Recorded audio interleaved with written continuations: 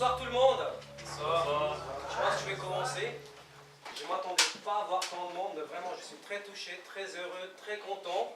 Vous mettez un peu la pression, mais quand on parle avec le cœur, on ne choisit pas trop les mots. Si jamais c'est ma première présentation dans tant de monde, magnifique, je vais donner de tout de moi-même pour que ça soit bien, que ça se passe bien, et puis surtout transmettre mon message et présenter un peu ce que je suis venu faire aujourd'hui. Avant de commencer, j'aimerais donner la parole à Marc Matisse, un des fondateurs de ce magnifique lieu qui est le Hub, pour qu'il dise 2-3 mots. Qu'est-ce qu'on fait ici? Qu'est-ce que c'est? Comment c'est? Marc, bienvenue, merci. Merci, Shafik. Ah ouais, t'as raison, c'est drôle, hein. Bon, moi je bois un peu de la pompe, ça détend un peu là. Tu les connais tous? Quelques-uns non, mais la plupart oui. Mais quelques-uns je n'ai pas vu depuis 4-5 ans, donc ça fait plaisir vraiment. Parfait, bah merci d'être venus si nombreux pour Shafik. Et puis moi je vais vous dire quelques mots sur vous êtes où en fait. En fait c'est ici que Shafik travaille. Donc vous dites mais ils travaillent où? Ils mettent des grilles de béton armé au plafond et au mur.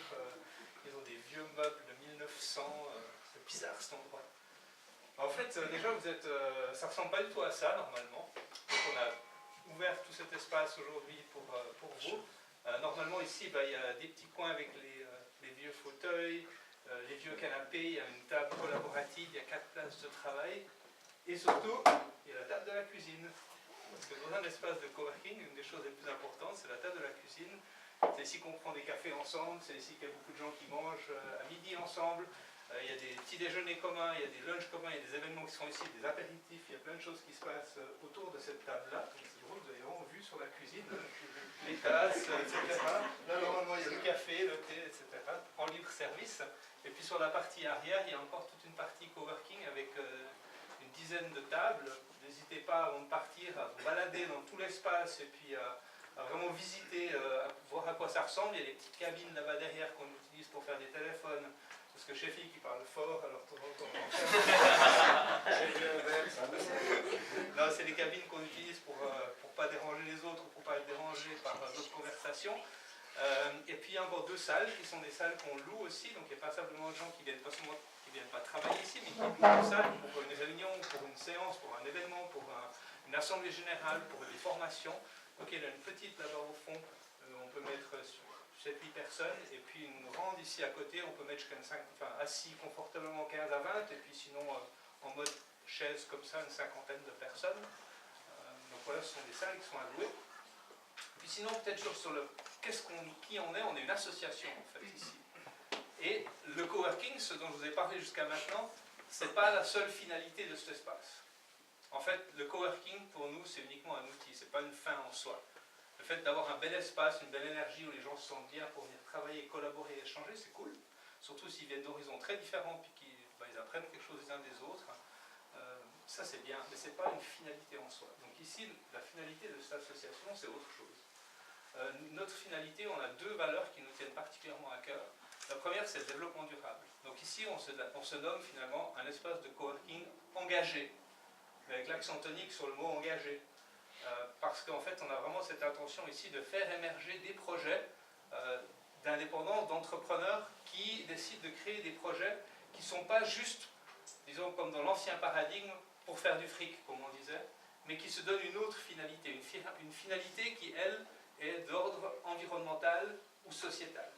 Donc c'est ça l'objectif, mais qui vont utiliser l'outil de l'entrepreneuriat pour réussir à faire cet impact finalement sur notre société, et tout en étant capable de se rémunérer potentiellement au passage. Donc ça, c'est l'entrepreneuriat d'impact. C'est quelque chose qu'on stimule ici, avec des soirées à thème, avec toute une série d'événements que vous retrouvez sur notre page Facebook ou sur notre site web. On a toujours des événements qui sont inspirants dans ce domaine-là, qui permettent aux gens qui ne savent pas trop comment se lancer, mais qui voudraient faire quelque chose.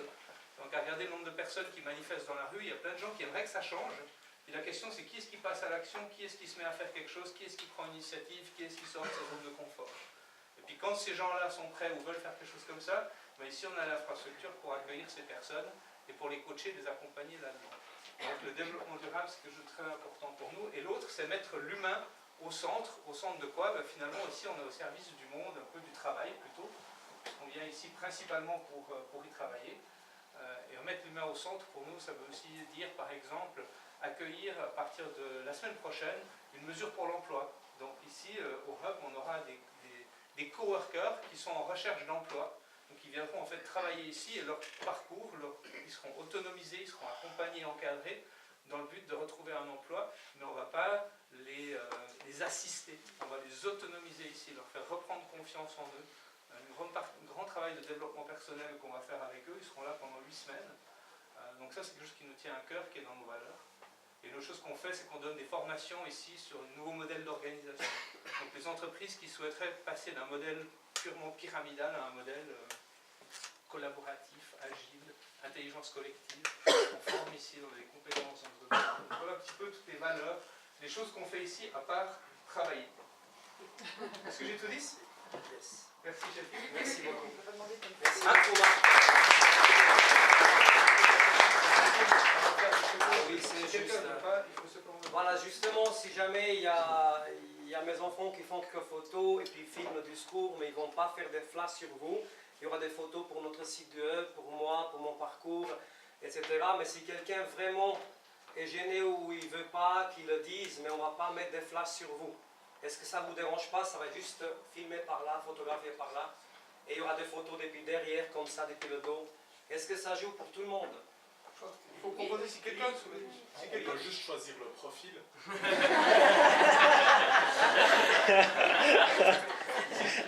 Si quelqu'un souhaite pas être sur les photos qu'on publie, le plus simple c'est de simplement vous approcher soit de moi, soit de Swazik, soit de Chefik, et puis qu'on vous identifie, puis on ne mettra pas de photos avec vous dessus.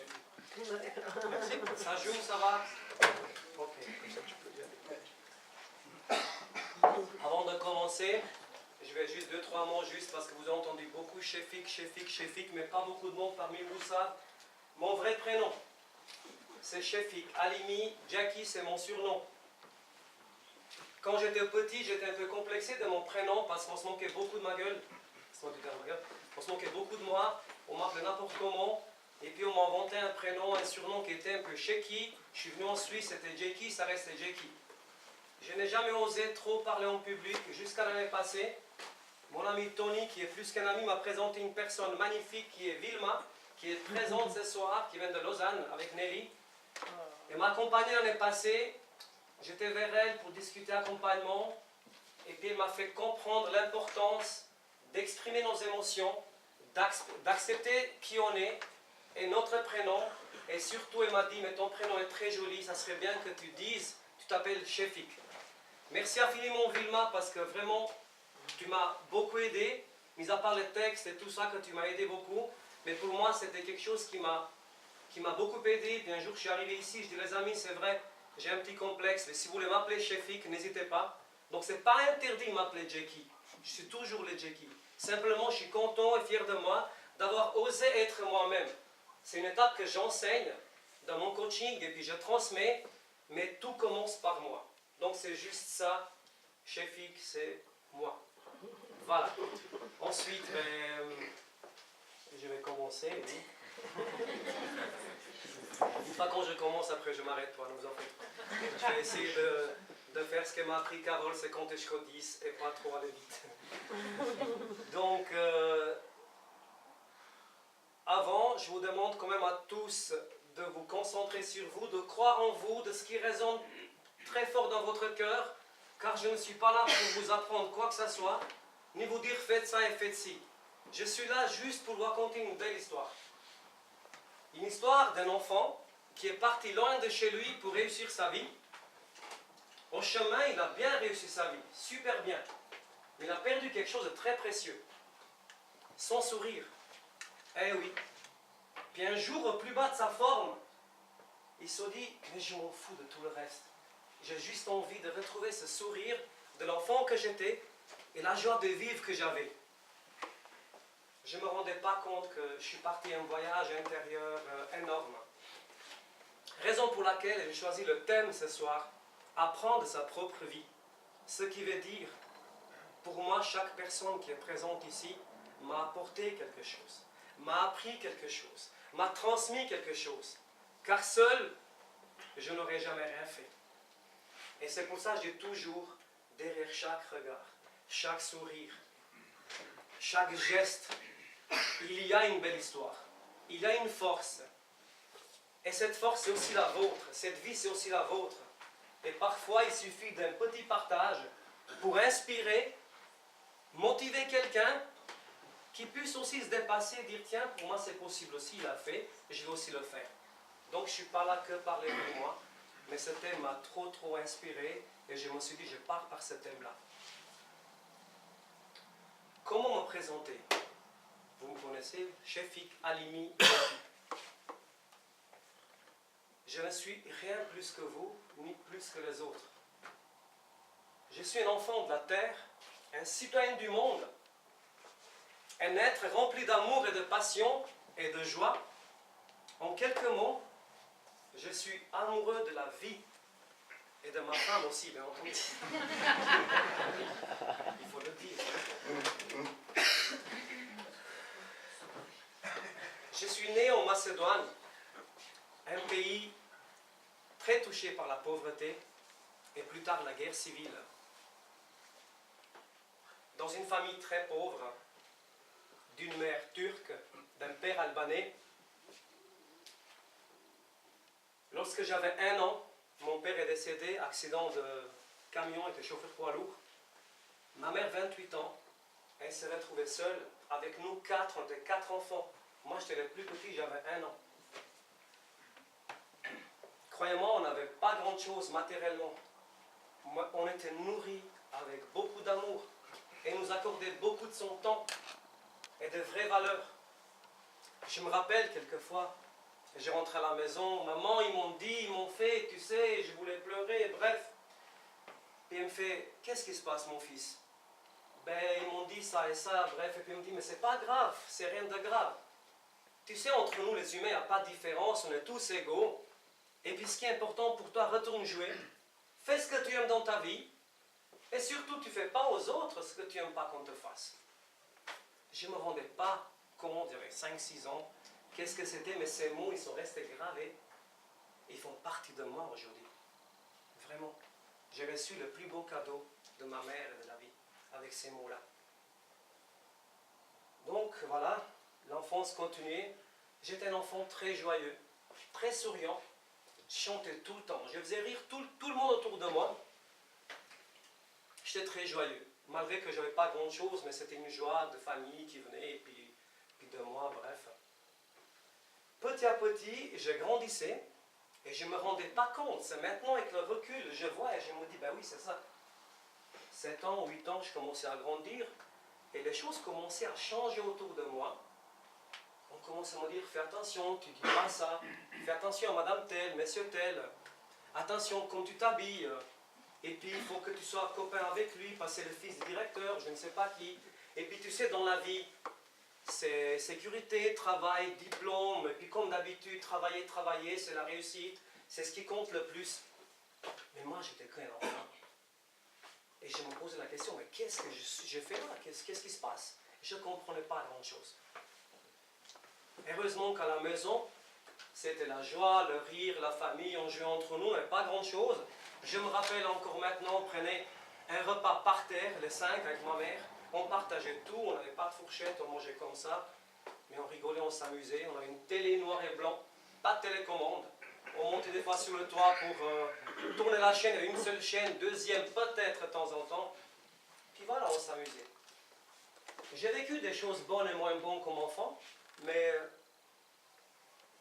ce que je retiens de plus, c'est cette joie d'enfant heureux et que tout se passait bien. En fait, comme enfant, j'ai travaillé beaucoup mon imagination, d'ailleurs encore maintenant, mais comme enfant, je m'étais créé un monde à moi. J'ai rêvé toujours d'un monde meilleur, un monde où tout va bien, où tout le monde s'entend, tout le monde rigole, tout le monde est comme il est, tout le monde s'accepte. Un monde plein d'amour et de joie, où tout était possible. Où vraiment, il n'y avait aucune différence. Et croyez-moi, j'ai encore cette vision maintenant dans mon cœur. Et parfois, quand j'allais mal, j'allais dans ce monde à moi. Je ne savais pas méditer, je ne savais pas ce que c'est, mais je me mettais là et j'étais bien. Je disais, ben, tout va bien, c'est bon. Et puis je repartais. Qu'est-ce que je peux dire pour l'école? J'étais un brillant élève. certaines matières. Comme par exemple l'histoire du monde m'intéressait, la géo, voir le dessin, j'avais dessiné, je m'exprimais par le dessin comme un enfant, bref. La musique, le sport, les langues étrangères, ça faisait partie de moi. J'apprenais très très vite, bref. Aujourd'hui, j'en parle presque 10 langues et je m'exprime, je suis très très content. Et je comprends mieux tout ça maintenant. Mais certaines matières, ça ne m'intéressait pas et je me disais, pour moi, c'est inutile. Mais je faisais avec. L'école continuait, comme tout le monde, comme on m'a appris, plus à l'extérieur parce qu'à la maison, il y a une autre ambiance. À l'extérieur, fais pas ça, fais pas ci, chez nous, les hommes, ils pleurent pas, c'est comme ça, réussite. J'allais à l'école comme tout le monde, j'ai choisi un métier, j'ai fait CFC, j'ai fait la mature professionnelle, dans une école technique supérieure, dans la machinerie, etc. Mais c'est un métier que je n'ai jamais pratiqué, je le savais d'avant déjà. Mais il fallait la faire et puis je l'ai fait.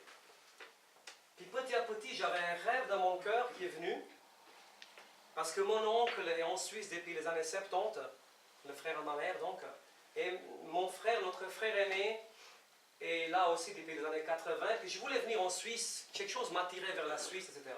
Mais comment faire? Je n'avais pas de passeport, donc pour venir en Suisse, il faut le passeport. Et puis chez nous, dans l'ancienne Yougoslavie, socialiste, communiste, etc., il fallait faire l'armée pour avoir le passeport, autrement tu ne sortais pas du pays. Je n'imaginais pas dans quel jeu je me lançais. 18 ans, je suis allé volontaire, j'ai fini l'école, m'inscrire à l'armée, dire moi j'aimerais finir l'armée, etc. Bref, ok, l'armée, 12 mois de service. Croyez-moi, 12 mois de folie, de galère, de belles et pas belles choses, mais c'était une super belle école de vie quand même. Je comprends maintenant pourquoi les gens chez nous avant disaient mais ton fils il a fait l'armée, Noah il ne mariera pas ma fille. Je comprends très bien ça. Mais malgré ma façon d'être, ma bonne humeur et qui j'étais rigolo, sympa, etc., je suis passé à tabac, on m'a cassé la gueule, on m'a tapé, les anciens soldats faisaient la loi et certains hauts gradés, ils s'amusaient quand même à faire ce qu'ils voulaient.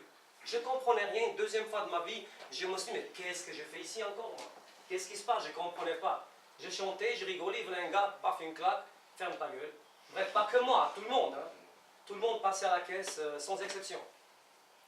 Mais moi, ce qui m'a fait tenir cette époque-là, qui était très, très dure, c'est mon objectif très clair dans ma tête, dans mon cœur. C'est aller en Suisse. Peu importe ce qui se passe, mon objectif est là. Parce que je fais une connerie, je dénonçais, je fais ça, il y avait la prison, il y avait ci, et je me retardais encore pour un moment. Donc l'armée terminée, quelques temps après, j'ai eu mon passeport, et j'ai pu finalement venir en Suisse. 20 août 1989, cette année ça fera 30 ans. J'avais 20 ans quand je suis venu en Suisse. Et je me rappelle encore maintenant, je suis arrivé à Zurich, ensuite à Bienne, chez la famille, chez mon oncle. J'avais pas de valise, j'avais pas un centime dans la poche, j'avais que le billet, qu'on avait demandé l'argent aux voisins qui nous prêtent parce qu'on n'avait pas d'argent. Je suis venu, mais malgré que je n'avais pas de valise ni rien d'autre, j'étais rempli d'une énorme envie à réussir ma vie, rempli d'une énorme force qui habitait en moi. Je sais, je vais le faire, je vais réussir. Je ne sais pas où et comment, mais bref, j'étais là pour réussir.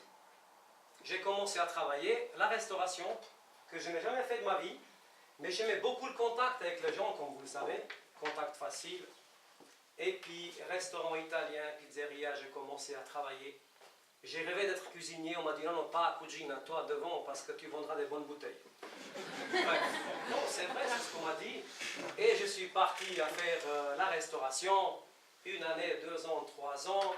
Je voyais très bien les choses aller, et puis j'ai commencé à faire pas mal de formations, pas mal de choses.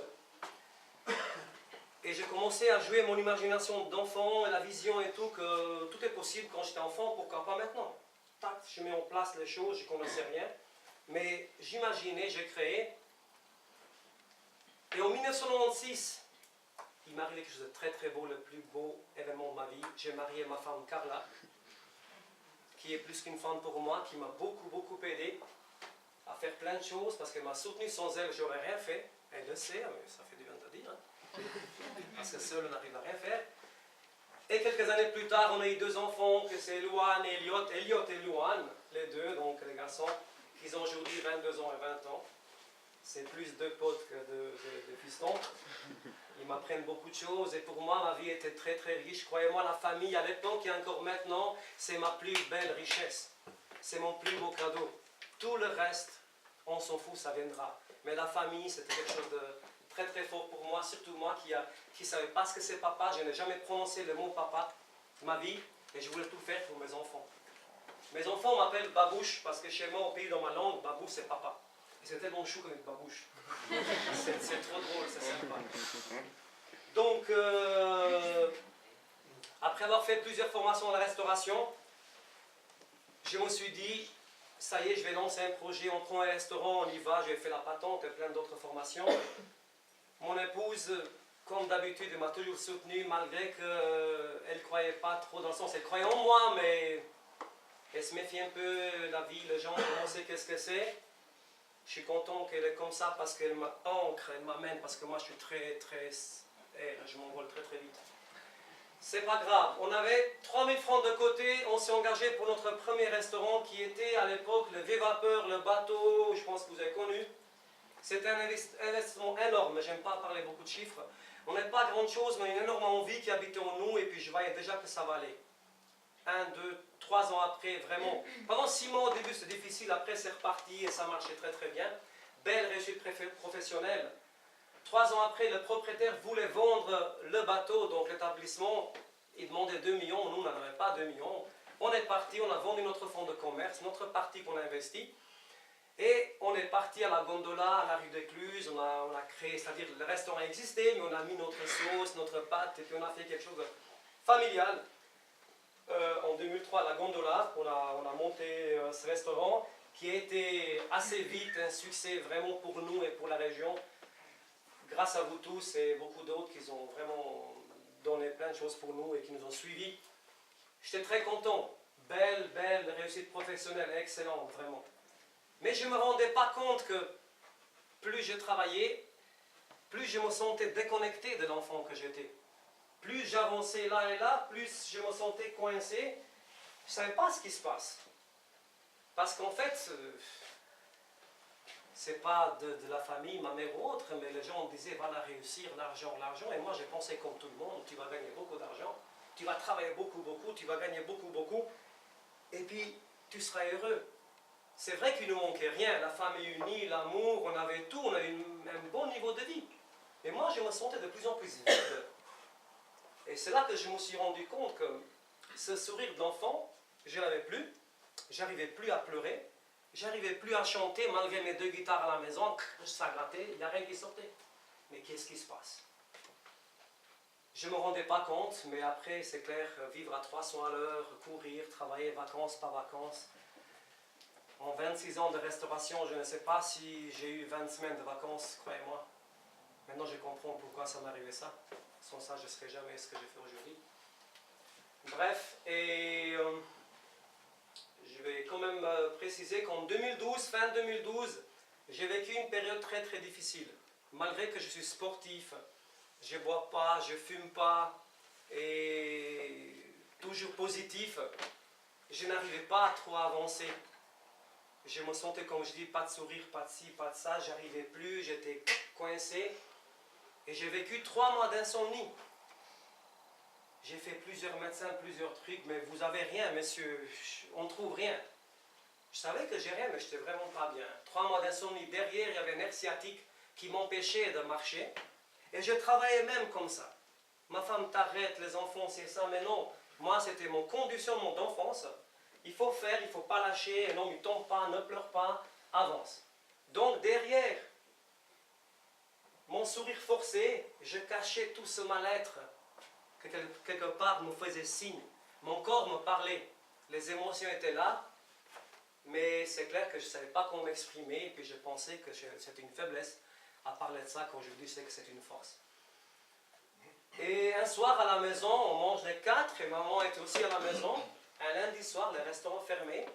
Puis on y va vers la cuisine avec ma femme, on s'assoit, et puis Elliot est loin de nos enfants, mais Babouche, qu'est-ce que t'as, comment ça va? Il voyait que ça allait pas bien.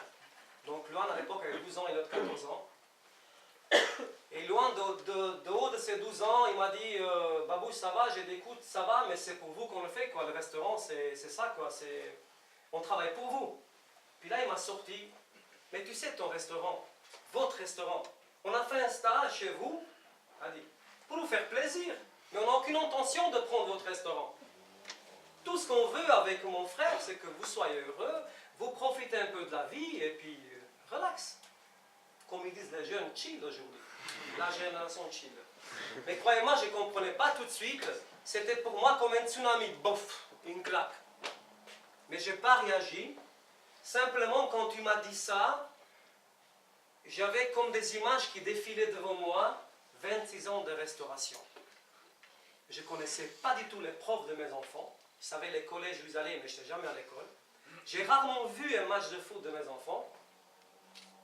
Je pense qu'en 26 ans, je n'ai pas fait une fois du vélo avec ma femme et mes enfants. Nouvel an, Noël, c'était la gondola. C'est là qu'on faisait 2 pas de danse.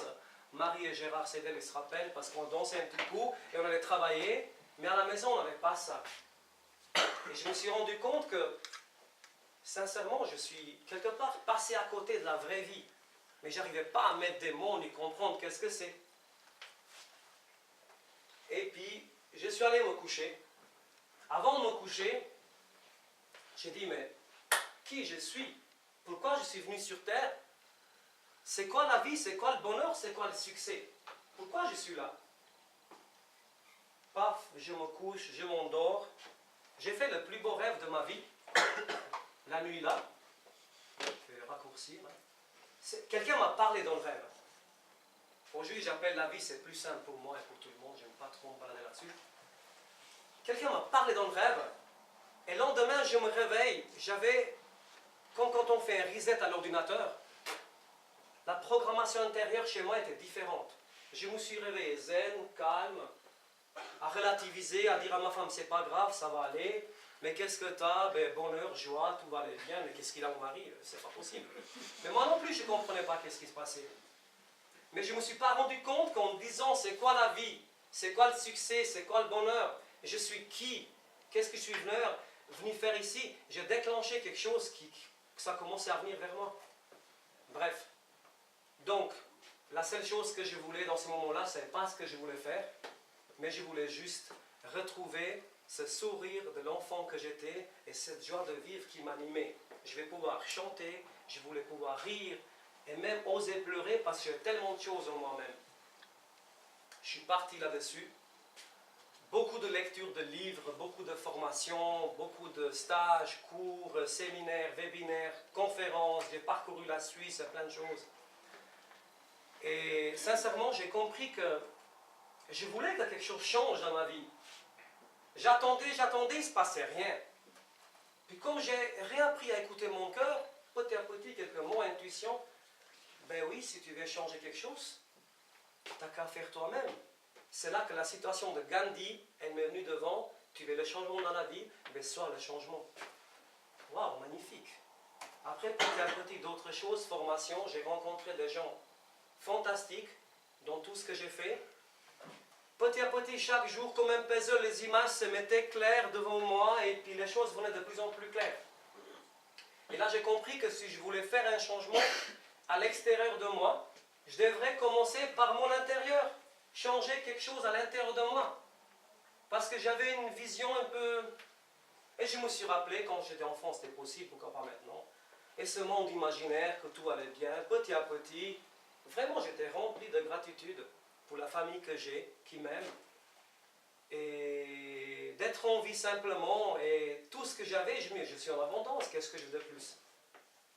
Parce que moi, dans mon monde, comme vous avez compris, j'ai pensé que travailler, donc faire. On pouvait avoir, mais tout ce que j'avais, j'en voulais plus et plus, ça ne s'arrêtait jamais. Et puis à la fin, je voulais juste être. L'année passée, j'ai assisté à une super conférence au Coaching Square à Neuchâtel, que Philippe Vandenberg, il a animé la conférence. Il a parlé un peu de l'être humain et tout, et quand il a dit « nous ne sommes pas des fers humains, nous sommes des êtres humains », et ça a complété cette histoire que je la parle aujourd'hui, parce que ça m'a fait secouer. Je dis « waouh, merci Philippe, on est des êtres humains ». Et c'est là donc, je me dis « mais on est des êtres humains, on n'est pas des fers humains ». Donc je vais commencer par être qui je suis, faire ce que j'aime, et ce qui me fait du bien à moi et les gens autour de moi. La gratitude envers la vie pour tout ce qu'elle me donne chaque jour, et les gens que je rencontre et tout. Et en fait, tout le reste, ça viendrait petit à petit à sa place. Et je suis parti avec cette optique-là à travailler commencer par l'être. Mais je ne me suis pas rendu compte que c'est un énorme travail intérieur à faire. Car il fallait que je me libère de plein masques, fausses croyances. Quand je parle fausses croyances, je parle d'aucune religion, certainement. Je parle de choses que tu ne peux pas le faire, tu n'es pas de bonne famille, ton pays, c'est pas possible, les hommes ne pleurent pas. Donc il fallait vraiment que je me sépare de toutes ces choses qui pesaient lourd en moi. Puis voilà, comme j'ai dit, plusieurs formations et tout. Avancement, petit à petit tout venait clair, mais c'était un voyage difficile, donc c'était vraiment pénible. Surtout que, comme j'ai dit avant à Marco Torelli, qui est plus qu'un ami aussi, un fratello, que mon téléphone, quand j'avais le restaurant, il sonnait 120, 130 fois par jour. Et 12 jours au lendemain, j'avais que 3 appels par semaine, pas plus. Et je me pose la question, mais qu'est-ce qui se passe? Parmi ces 3 appels, il y avait Marco qui m'appelait. Hey Jackie, qu'est-ce que tu fais? Voir un match au DAX, c'est juste après-midi, on y va voir le Zamax, on va voir le basket. Et ça me faisait plaisir. Des fois, je n'étais pas prêt parce qu'il fallait vraiment que je gratte à l'intérieur de moi pour comprendre qui je suis. Mais ça me faisait du bien sortir. Il y en a d'autres aussi qui m'appelaient, mais le téléphone était rare.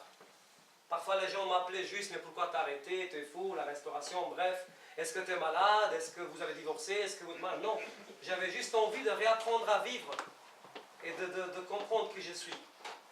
Et voilà, donc plein de formations. J'ai travaillé en ville de Neuchâtel comme médiateur urbain. J'ai appris beaucoup de choses, surtout beaucoup de contacts avec des jeunes à la rue, etc. C'est très riche pour moi. J'ai fait beaucoup de formations dans l'écoute active, notamment à Genève, à la main tendue. J'ai appris qu'on pouvait écouter avec tout notre corps, pas qu'avec les oreilles. C'était sympa pour moi. Ensuite, travail social hors mur, gestion de conflits, médiation, etc. J'ai fait la formation au Coaching Square Neuchâtel. Je suis très content que ce soit Carole et Philippe qui sont là parce que c'est des êtres qui m'ont apporté beaucoup. J'ai fait la formation de coaching, de coach de vie à Fribourg via Coaching Square Neuchâtel. Croyez-moi, j'ai fait juste une partie. Ça va pas s'arrêter, ça va sûr bientôt, mais il fallait que je fasse un break. J'ai appris beaucoup, vraiment. J'ai appris beaucoup sur moi, sur les autres, que chacun a son monde, respecter le monde à l'autre. Écoutez, j'oublie jamais qu'Aaron disait, Jackie, avant que tu parles, compte jusqu'au 10, comme ça tu es sûr de ne pas te tromper. Et surtout, comme Philippe disait, être humain, pas faire humain. Vraiment, j'ai appris beaucoup de choses. Ensuite, j'ai fait beaucoup de formations. Éducateur de rue à la Chaux-de-Fonds, 3 mois. J'ai fait de belles rencontres à la rue avec des gens qui étaient SDF, qui n'avaient rien, mais qui étaient tellement sympas et cool. Ils avaient vécu des trucs extraordinaires. C'est chaud à partager avec eux. J'ai eu de la chance aussi à faire un stage d'observation. C'est chez Jean-François Moser à la Joliette, à la Jonchère, Boutevilliers. C'est très sympa. Un grand merci à Jean-François qui m'a donné de jour au lendemain la chance. Tu viens demain, tu commences ton stage d'observation, fais-toi plaisir et regarde ce qui te plaît, etc. J'ai connu Jean-François à travers Thierry. Thierry, il est là aussi. C'est un exemple de personne qui n'a pas d'université ou pas une école très très haute. Quand je parle de ça, respect pour tous ceux qui ont des écoles. Mais aujourd'hui, il est le temps aussi de valoriser les personnes qui n'ont pas des écoles. C'est quelqu'un d'exceptionnel. Je vous encourage après à discuter aussi entre vous et découvrir. Ce garçon m'a beaucoup appris, notamment aussi à ne pas faire des fautes en français, parce que je ne suis pas très fort orthographe, sur beaucoup de textes qu'on a parlé, même la semaine passée encore, sur cette présentation-là, attention ça ne se dit pas en français, parce que moi je dis ce que je parle, j'écris quand je parle, etc. Et vraiment ça m'a beaucoup enrichi ma vie, surtout voir comment Jean-François, dans cette maison qui est un centre de réinsertion socio-professionnelle, si je dis juste, il reçoit 40 à 45 personnes par semaine qui ne savent pas où ils sont et comment on part depuis le plus bas, il les motive, il les inspire à rire, il les fait prendre le goût à la vie et ensuite petit à petit différents ateliers qu'il les fait découvrir et comment partir, c'est ça. Ces 2 semaines, il m'a accordé beaucoup de temps et puis ça reste un ami aujourd'hui encore, il m'aide beaucoup dans mes projets, il me donne beaucoup de conseils magnifiques et c'était une super belle rencontre, merci beaucoup Jean-François, de fond du cœur et Thierry. J'ai fait d'autres formations aussi. Le stage qui m'a été très très riche, c'était au personnage. J'ai fait 1 mois du bénévolat au personnage car j'étais au chômage, je ne voulais pas rester à la maison.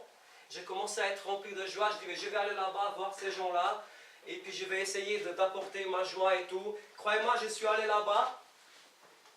Je rentre, les gens ils commençaient à saluer mon pote, comment ça va, bisous, etc. Ils me faisaient des câlins, je dis mais je vais voir où. Ils me prennent par la main, viens je vais te chanter une chanson. je viens, je vais te faire un dessin et je vais te montrer ça. Je dis, mais je suis où là? Qu'est-ce qui se passe? Et en fait, au bout d'un mois, je me suis rendu compte que c'est eux qui m'ont donné beaucoup plus à moi que moi à eux. Et je dis à la responsable après, tu sais, je me sens beaucoup plus handicapé, en situation de handicap, moi, à l'extérieur du bâtiment, que eux à l'intérieur. Parce qu'ils sont vrais, ils sont comme ils sont. Ils rigolent, en tout cas la plupart des gens, il y en a d'autres qui sont plus souffrants, mais ils ont toujours le sourire. C'était magnifique. Donc côté formation et tout, ces choses-là, petit à petit, donc les choses se mettaient en place. J'avais une seule envie à apprendre, à communiquer et à transmettre aussi à quelqu'un cette joie de vivre, cette confiance, etc. Donc l'alchimie entre mon vécu, mes formations et les rencontres que j'ai faites a fait vraiment naître ce projet, le Petit Colibri. Pourquoi j'ai appelé Petit Colibri? Il y a beaucoup de petits colibris dans le monde, mais bon, plus on est, mieux c'est. Un jour, j'ai vu la chanteuse Zaz à la télé, en plein concert, elle parlait du Petit Colibri, la légende amérindienne. Ça consiste à faire sa part dans ce monde où on s'oublie. J'ai dit, oui, je vais aussi être ce petit colibri, faire ma part. Et quelque part, pour moi, l'oiseau est synonyme de liberté. Moi qui me sentais comme dans une cage enfermée, je voulais juste m'envoler, être qui je suis. Et j'ai appelé Petit Colibri et j'ai avancé. Donc mon travail de coach de vie consiste, il y a de plus en plus de coachs de vie, c'est un travail à la mode. Pour moi c'est une passion et je vais essayer de faire aussi ma part. Et moi je me suis dit je vais travailler plus sur la confiance. Donc en quelques mots, une définition selon moi, ce qu'est le coaching de vie, c'est un processus de co-création. C'est une écoute, partage et accompagnement. C'est un dialogue de co-création. C'est un travail d'équipe entre deux personnes, le coach et le coaché qui vient te voir. On part à partir de sa perception, avec notre façon de travailler et nos outils qu'on a appris, petit à petit. Dans le coaching, on se concentre plus sur le présent que sur le passé. Bien entendu, avant de commencer, on est là pour laisser la place à la personne, s'exprimer, se libérer. Mais on met l'accent sur le présent. On se concentre plus sur le comment et moins sur le pourquoi. Et plus sur les solutions et moins sur les problèmes. Donc, quelque part, le coaching de vie permet de surmonter une situation qui nous paraît parfois insurmontable. On est là pour booster la personne, pour stimuler, pour qu'il puisse prendre conscience que pour lui aussi c'est possible. Dans le coaching, je dis, je n'ai pas de baguette magique ni catalogue de solutions. Je dis à tout le monde, chacun de nous, il a quelque chose en soi, il peut changer sa vie telle qu'il le souhaite parce qu'il a un pouvoir à l'intérieur de lui. Donc c'est un petit peu ça. Je pars depuis la perception de la personne et on travaille ensemble en quelques séances. Et mon travail principalement se base sur retrouver la confiance parce que je me base de mon vécu et puis mon parcours professionnel. Donc retrouver confiance, c'est assez vaste parce que ça amène à oser être soi. Donc vivre une vie authentique, ne pas jouer de rôle. Parce qu'on ne peut pas travailler que la confiance si la personne n'est pas lui-même. Donc oser être soi, la confiance, c'est-à-dire croire en soi et se dépasser. Ensuite, ça vient l'estime de soi qui est vraiment travailler sur son image, l'image de soi. Parce que comment les gens nous voient, c'est ce que je pense de moi, c'est ce que les gens voient de moi. Si je commence à ne pas croire en moi, vous allez voir quelqu'un qui est comme ça. Donc oser dire pour moi aussi c'est possible. Peu importe d'où je viens, tout va bien. Une fois qu'on a ces trois bases, on passe à l'acceptation de soi, qui est vraiment un énorme travail de quelques années, mais quelques séances permettent à trouver des clés. S'accepter soi-même tel qu'on est, comme on est, avec nos qualités et nos défauts, pour mieux accepter la vie et les autres. Une fois quand on a fait ces 4 clés, place à l'amour de soi. Pour moi, l'amour, c'est la force la plus belle, la plus grande de l'univers, qui guérit tout et qui nous aide à nous dépasser. Pour moi, c'est plus que tout. Et de par mon passé, que j'ai fait beaucoup de formations en sciences, j'ai appris vraiment que la clé du bonheur, c'est la recherche du bonheur qui nous lie un peu tout le monde, était dans notre cœur, la porte de bonheur. Et la clé, on a chacun. Moi, j'ai ma clé, vous avez la vôtre, et chacun de nous. C'est ouverture du cœur, cet amour nous permet vraiment d'être soi-même, de passer. Et quand on a travaillé ces 5 ressources que j'appelle, vraiment, on a cette joie de vivre et on peut faire tout dans la vie. Mais dans le coaching, je n'impose rien. Chacun est libre d'être comme il est. Chacun est libre de faire comme il veut. Et je dis toujours, ce n'est pas ce que je dis moi qui va changer ta vie. C'est ce que tu vas faire avec. Je n'ai aussi vécu des situations difficiles. Mais c'est ce que j'ai décidé, c'est ce que j'ai choisi qui a changé ma vie. Ce n'est pas ce qui m'ont cassé la gueule à l'armée, ou ce qui m'a dit le voisin, ou ce qui m'ont tapé. Non. mon rêve clair dans ma tête qui m'a fait avancer. Donc chacun de nous a un rêve en soi. Donc j'aide les personnes à se connecter à cette force. Je suis passionné par la vie en général, par l'être humain et par cette force qui sommeille en chacun de nous. Il y a une force énorme, une capacité qui nous permet à réaliser même l'impossible. Et aujourd'hui, pour moi, c'est une passion à travailler là-dessus. Je suis très content, j'ai quelques mandats dans le canton. Je travaille très bien, je travaille avec les adolescents, les adultes, les parents. Tout le travail part par la confiance. Je peux aussi accompagner d'autres sujets, mais je suis aussi honnête avec moi-même, avec mes clients. Quand il y a un sujet que je ne connais pas, j'ai pas mal de coachs autour de moi, je peux dire allez-y voir monsieur tel ou madame tel. Et comme ça on avance. Donc ça c'est quelques mots sur mon travail. Pour finir, je voulais juste, avant que j'oublie, j'ai cité quelques citations, mais une des citations qui m'a vraiment secoué, m'a permis vraiment de prendre ma vie en main et puis avancer, c'était celle de Steve Jobs, sa biographie. J'aime beaucoup lire des biographies. C'est qu'il est resté quelques mois à vivre et il appelait son ami d'enfance ou son ami, je ne sais pas, qui connaissait, qu'il écrit son histoire. Et puis à la fin, cette phrase qu'il a dit, ne faites pas l'erreur que j'ai fait moi. Ne vous battez pas pour être l'homme le plus riche du cimetière. On n'emporte rien en dernier jour de notre vie. Faites ce que vous aimez, amusez-vous bien. Donc ça, c'est quelque chose qui m'a secoué et j'ai toujours en tête. Et ça me permet souvent de me lancer.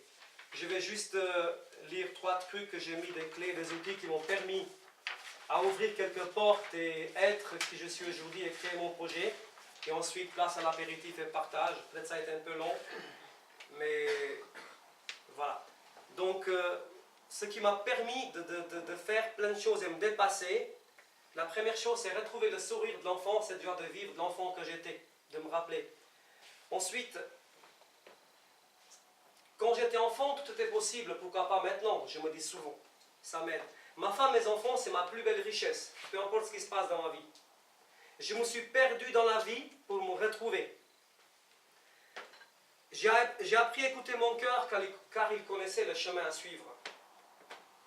Lâcher prise m'a fait beaucoup de bien, car on n'aura pas réponse à tout, et puis c'est pas grave. Aujourd'hui, je commence par être qui je suis, par faire ce que j'aime, et ensuite gratitude, et j'obtiens ce que je désire. Je ne commence pas par le désir, donc je commence par l'être. J'ai appris à écouter mon corps, mes émotions, et ça m'a permis d'être libre et d'être qui je suis. Donc,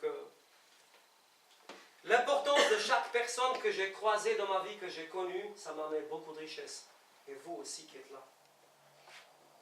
Avoir un objectif clair dans ma vie m'a permis de me mettre en route et d'avancer. L'hasard n'existe pas, la chance ne tombe pas du ciel. Dans chaque difficulté, j'ai trouvé une opportunité à grandir, à apprendre plus. Investir en soi, c'était le plus bel investissement pour moi. On apprend chaque jour de notre vie. Le bonheur, selon moi, se trouve à l'intérieur de nous et se cultive chaque jour de notre vie. Et le bonheur pour moi, c'est rire, oser pleurer et à de nouveau rire et continuer. Ne pas s'arrêter. Je regarde, j'écoute et je parle aux gens autour de moi comme à moi-même. La peur et le doute, oui, ils faisaient partie de ma vie. Mais aujourd'hui, ils m'indiquent le chemin à suivre. Ce que je désire obtenir, je commence par le faire. Je n'attends pas que ça vienne sur la tête. Je me lance un défi chaque jour de ma vie. Ah oui. Dans le maths, on m'a appris que 1 plus 1, ça fait 2.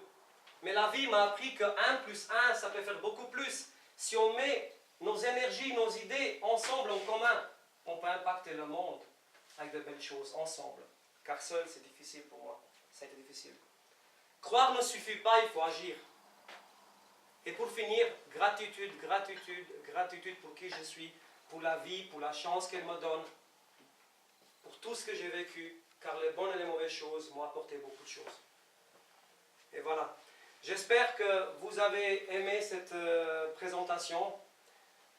Et aujourd'hui, j'aimerais vous dire une chose. Peu importe vous d'où vous venez, peu importe qui vous êtes, peu importe ce qui vous arrive ou ce que vous avez, je vous encourage à vivre, à profiter de la vie, ne pas attendre un moment particulier pour vous lancer, vivez, rigolez, dansez la vie. Et n'oubliez pas de dire merci et je t'aime autour de vous, car ces mots sont magiques, vraiment. Et encore une fois, peut-être je n'ai pas cité certaines personnes, comme mon ami Rémi qui a fait beaucoup pour moi, comme Tony et d'autres, mon ami Loïc, comme mon ami John qui m'a dit quand on faisait le coaching, « Hey Jackie, n'aie pas peur, tant que tu auras un projet qui fera du bien aux gens autour de toi et que tu aimes, tu ne vas jamais te louper. » Et ça, je n'oublie jamais, ça m'a fait envoler. Et merci encore à vous tous. Avant de passer à l'apéritif, je vais faire appeler une jeune artiste qui est là parmi nous. Son nom d'artiste c'est Malika Mila. Et elle va nous chanter 2 chansons à la guitare, l'histoire de se détendre. C'est la fille à Jean-François et Fiorella. Fiorella qui m'a beaucoup aidé aussi, qui m'a beaucoup aidé à exprimer mes émotions et travailler là-dessus et reprendre confiance. Et cette jeune fille a un rêve de devenir chanteuse et de graver son CD. On l'encourage ce soir. Et après, je vous appelle tous à un apéritif, à un échange. N'hésitez pas à dire bonjour à votre gauche, votre droite, derrière, devant vous, car chaque personne qui est là est autant importante que moi. Et quelqu'un qui a des questions, je répondrai volontiers à vos questions. En tout cas, merci à tous.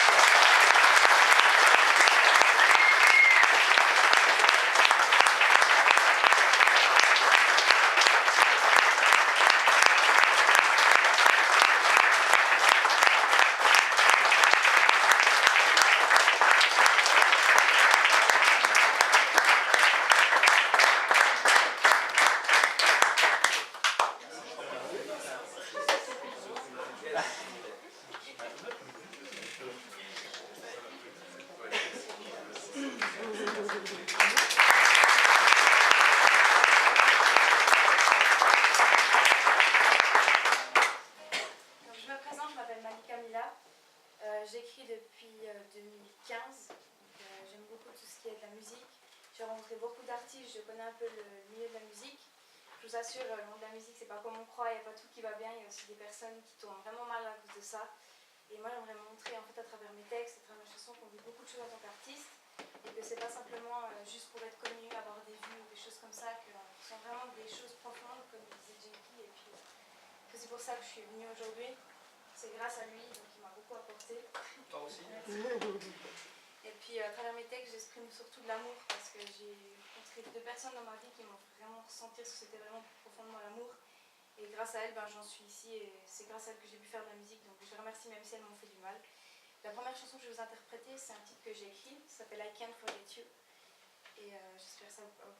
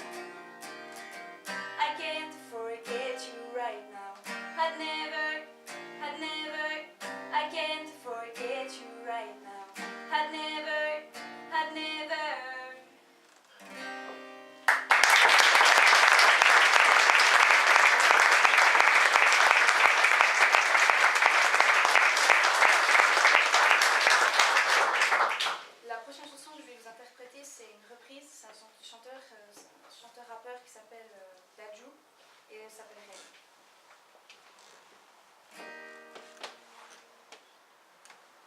Aujourd'hui je suis fatiguée, je te regarde dormir. Et si ma voix peut t'apaiser, je chanterai pour toi toute la nuit. Je t'entends dire à tes pinko d'adieu, je peux plus me passer de lui. Et tout va glisser sur ta peau, c'est comme si je te passais de lui. Et s'ils sont pas nous, c'est tant pis pour eux. Et s'ils sont jaloux, c'est tant pis pour eux. Fais-le-moi savoir quand c'est douloureux. Je suis là s'il faut encaisser nous deux. Et je le sais, je te fais confiance quand tu me suis. Tu fais pas semblant. J'ai pas besoin d'attendre plus longtemps. Je sais qu'il est temps de partager mon sang. Et t'élever au rang de rêve, au rang de rêve, au rang de rêve. Je t'ai levé au rang de rêve, au rang de rêve, au rang de rêve. Je sais que l'amour c'est compliqué, mais avec toi c'est plus facile. Continue de rester toi-même, je ne regrette pas de t'avoir choisi. Je l'ai promis à ton papa, je vais prendre soin de ta fille. Et surtout de ma famille, mes deux, c'est combien j'aime ma famille. Et s'ils sont pas doux, c'est tant pis pour eux. Et s'ils sont jaloux, c'est tant pis pour eux. Fais-le-moi savoir quand c'est douloureux. Je suis là s'il faut encaisser nous deux. Et je le sais, je te fais confiance quand tu me souris. Tu fais pas semblant. J'ai pas besoin d'attendre plus longtemps. Je sais qu'il est temps de partager mon sang. Et t'élever au rang de rêve, au rang de rêve, au rang de rêve. Et t'élever au rang de rêve, au rang de rêve, au rang de rêve. Oh, oh, ah.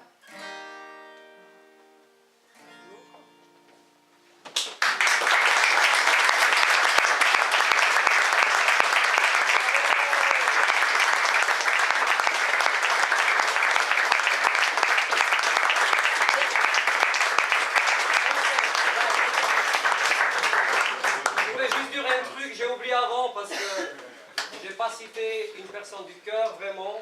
Ma sœur qui est ici présente, Rega, m'a beaucoup aidé, beaucoup apporté pour la création de mon projet. Elle était très importante et encore aujourd'hui, elle m'apporte beaucoup. Ma nièce Ethan qui a toujours cru en moi, elle m'a toujours soutenu. Et Didier, mon beau-frère, qui m'a découvert toute la région, car il connaît très bien la nature. Donc merci beaucoup à toutes et à tous.